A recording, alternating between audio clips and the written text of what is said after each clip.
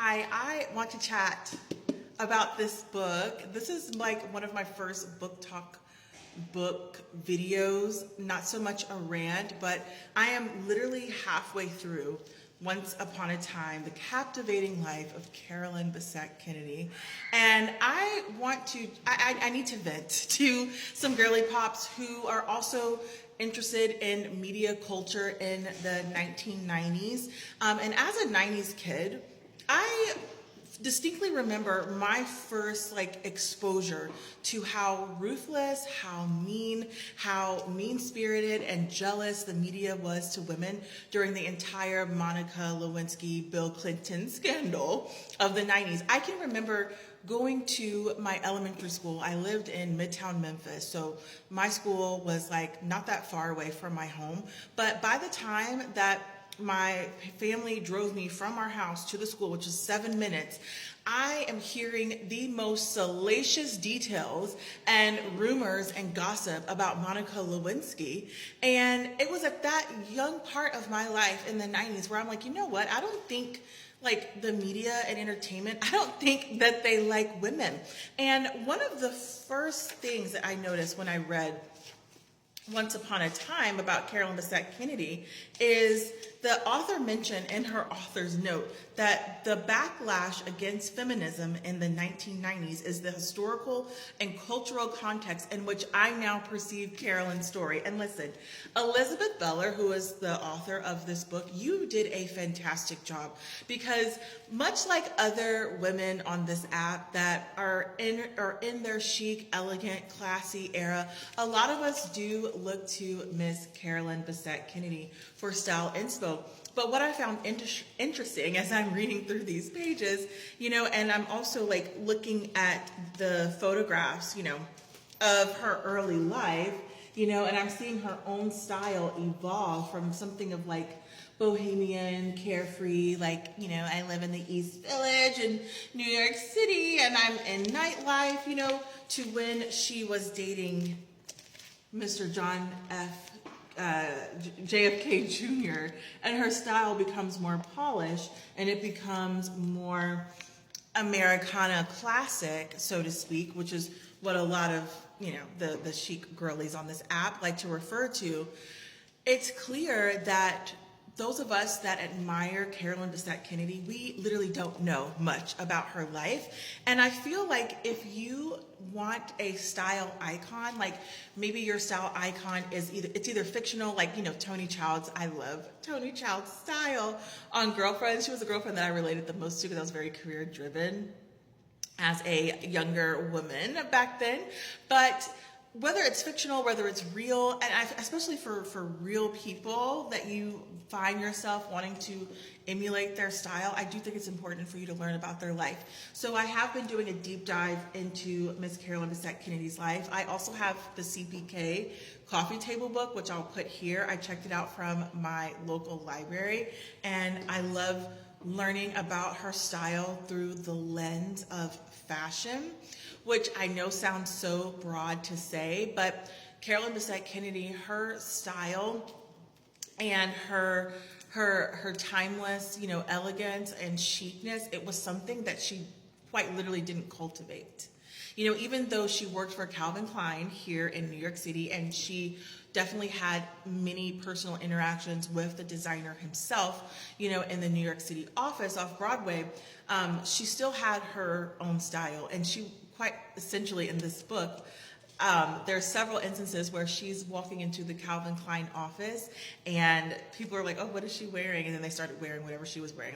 If she wore flip-flops and cargo pants, they wore flip-flops and cargo pants, similar to Mean Girls. But, as I'm in this independent self-study and research about the Kennedys, this is the next book that I'm reading, White House by the Sea, A Century of the Kennedys at Highness Port. It does coincide with Carolyn Bessette Kennedy's life because she did spend a lot of time at the Kennedy compound in Highness Port. But the more that I'm reading through this book, there are so many themes that Elizabeth Beller brings up. For instance, the theme of Carolyn being very wary and distrustful and essentially trapped by the media in the late 1990s. Now, her husband, JFK Jr., he was used to being in the media. His dad was, John F. Kennedy, and the American president, that was unfortunately assassinated.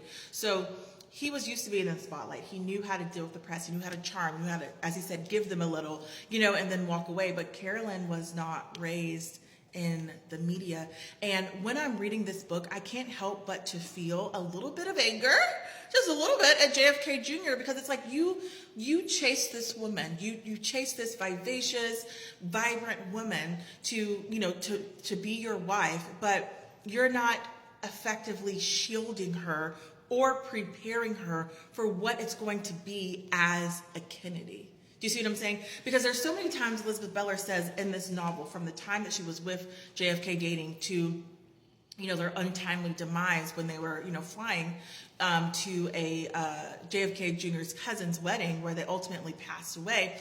But there's this recurring theme of Carolyn didn't like the media. She didn't like how they were pursuing her. She felt trapped. She barely came out of her apartment in New York City. She was a little bit depressed. And then JFK was like, well, you got to try this, you got to try that. But at the same time, JFK Jr. was out of the country a lot, leaving Carolyn at home. She didn't have close family nearby. And reading how this author made sure to mention how ruthless the media was, I felt like JFK Jr. in a sense let Carolyn Bessette Kennedy down. I feel like that he was too enamored with his stardom, with his attractiveness, with his trajectory into politics, if that's what he was going for, with his magazine George, which was critically acclaimed. And there wasn't enough attention placed upon his wife. Because towards the end of her life, she barely left her New York City home unless it was to host friends in her trusted circle or to go out to, Kennedy gatherings, at Highnesport or elsewhere, where they had weddings and celebrations and things like that. And one thing that stuck out to me was that her mother said pretty famously and publicly in front of the other Kennedys that she didn't feel like Carolyn Bessette Kennedy was, that being with the Kennedy wasn't good for her daughter. She said it multiple times and in front of the family. And I can't help but to wonder, as I'm sure many people do, and maybe even her own family members that loved her and her friends that cherished her, what her life would have been like had she not been with the Kennedy, or had her husband taken just a little bit more, maybe a lot more care and attention into his wife. And this also brings up the theme of how, the media portrayed women, because being a 90s kid, they really tore apart Britney Spears. I remember going to the grocery store and my family being like, do not read the magazines that are, in the checkout line at the grocery store. Like, that's how we got our gossip before TMZ came about, because they would say the most vile, nasty things and would splatter at front page, didn't care if there were families and kids wondering about, and the media really did not like women in the 1990s. And there was a backlash against proud women, against women that were, unabashedly themselves, right? This was the time in the media when celebrities were not as composed and put together. The media caught several instances of Carolyn and, her husband, JFK Jr., like arguing, especially this really famous viral moment in Greenwich Village where, they're pushing and shoving one another. And I'm literally like this. And I'm reading it. But again, I'm like, okay, this is the 1990s. Like, even though Carolyn Bessette Kennedy worked in PR, like, this was before celebrities had, media training, so to speak. Nobody media trained Carolyn. So I'm like, how else did you expect this woman to fit into the Kennedy dynamic if she didn't have media training? There was no such thing as that. Like, they just expected her to just, fall into place. But how can you do that if you weren't raised around media? And how can you do that when your husband isn't taking the time to be with you? I'm trying to finish this book because I really do want to finish it, but I can't help but to feel so much frustration for what Carolyn Bessette Kennedy went through and how her style, where she only wore black, white, navy, okay, sometimes gray, how that was a personal decision to minimize herself as much as possible. It wasn't, oh, I'm going to be a 90s minimalist. It was, I'm trying to be as invisible as possible.